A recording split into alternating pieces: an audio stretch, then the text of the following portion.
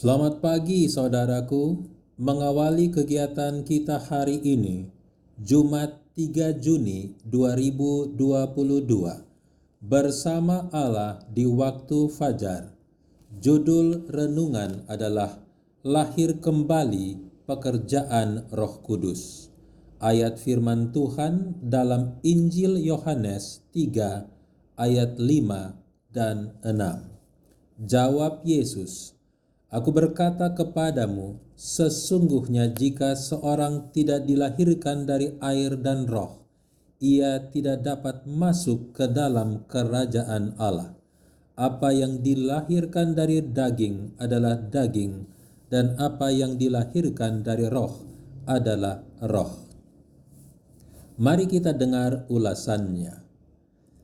Tiada penemuan manusia yang dapat menemukan suatu penawar bagi jiwa yang berdosa. Pancaran hati itu wajib dibersihkan sebelum alirannya dapat menjadi bersih.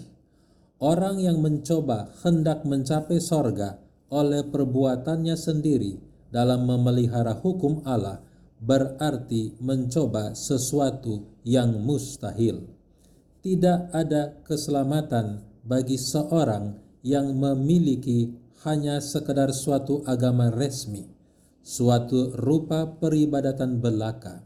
Kehidupan orang Kristen bukan sesuatu perubahan sedikit atau perbaikan dari kehidupan yang lama, melainkan perubahan seluruhnya dari segala sifat. Ada kematian terhadap diri dan dosa, dan suatu kehidupan yang semata-mata baru. Perubahan ini dapat terjadi hanya oleh pekerjaan Roh Kudus yang berhasil itu. Saudara, angin terdengar di antara cabang-cabang pohon menggersak dedaunan dan bunga-bungaan. Namun angin itu tidak kelihatan dan tidak seorang pun mengetahui dari mana datangnya atau kemana perginya. Demikianlah halnya dengan pekerjaan Roh Kudus di dalam hati. Tidak ada hal yang dapat menjelaskannya lebih jelas daripada gerakan angin. Seorang boleh jadi tidak dapat menyebutkan waktu atau tempat yang tepat, atau mengingat kembali semua keadaan dalam proses pertobatan. Tetapi hal ini tidak membuktikan bahwa ia tidak bertobat. Dengan alat yang tidak tampak seperti angin, Kristus selalu bekerja di dalam hati, sedikit demi sedikit, dengan tidak disadari oleh si penerima. Kesan-kesan ditanamkan yang berlanjut kepada menarik jiwa itu kepada Kristus. Ini boleh jadi diterima oleh merenungkan tentang Dia, oleh membaca Alkitab, atau oleh mendengar sabda Allah dari pengkhotbah yang hidup. Tiba-tiba ketika roh itu datang dengan bujukan yang lebih terarah lagi, maka jiwa itu pun menyerahlah dengan suka hati kepada Yesus. Permulaan penebusan dapat kita ketahui di dunia ini oleh pengalaman pribadi.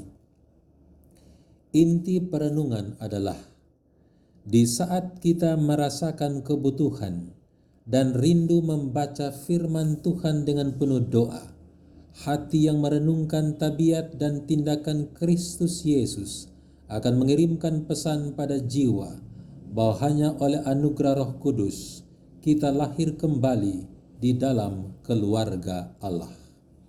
Mari kita berdoa.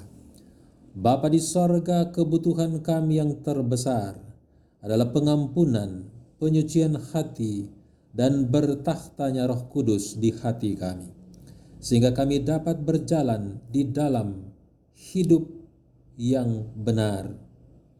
Terima kasih Bapa, jadilah kehendak-Mu dalam nama Yesus Kristus. Amin. Demikian renungan kita hari ini. Tuhan Yesus memberkati. Shalom.